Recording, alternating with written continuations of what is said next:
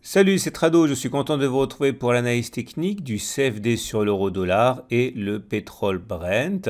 On va commencer par les précautions d'usage. Comme d'habitude, il ne s'agit que d'une analyse technique, il ne s'agit pas d'un conseil en investissement. Il s'agit également d'une vidéo fournie à titre purement pédagogique, informatif, mais ce n'est pas une incitation à acheter ou à vendre quoi que ce soit.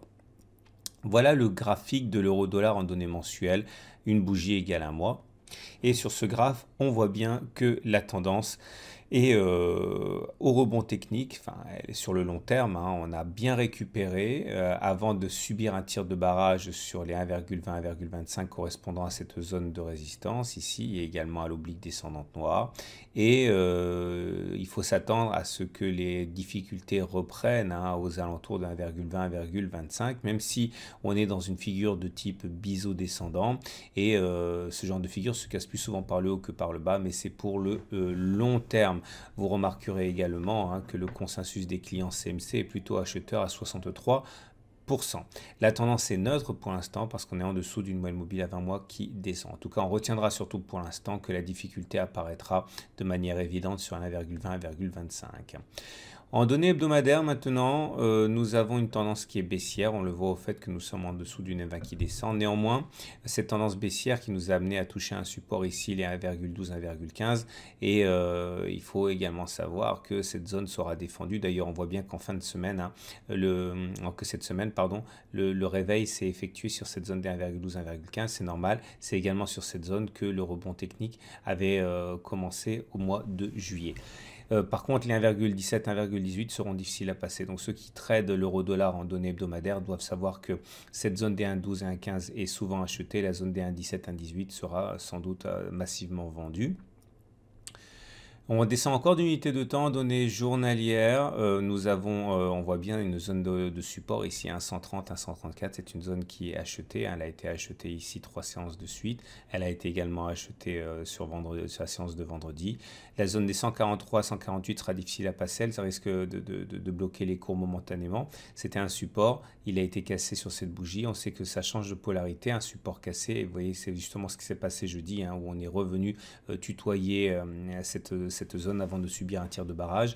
Si on dépasse les 148, il devrait y avoir une accélération haussière et la prochaine difficulté sera sur 1,159, 162, zone qui a bloqué les cours préalablement. Donc pour faire simple, des achats se déclenchent sur les 130, 134, des ventes se déclenchent souvent sur 143, 148 et ensuite sur 159, 1,162. On termine avec les données de très court terme. En données 4 heures, il faut s'attendre à ce que les 1,134, 1,137 soient défendus. Par contre, on voit bien que les 1,141, 1,143 correspondent à une zone qui est vendue hein, par les traders. Hein. Ça fait 1, 2, 3, 4, 5, 6 séances où on tente de traverser cette zone sans succès. Derrière ce rideau défensif, il y a encore, on l'a dit tout à l'heure, les 1,143, 1,145. Donc toute cette zone va être difficile à passer. Tendance neutre, hein, puisqu'on est globalement au contact de la M20.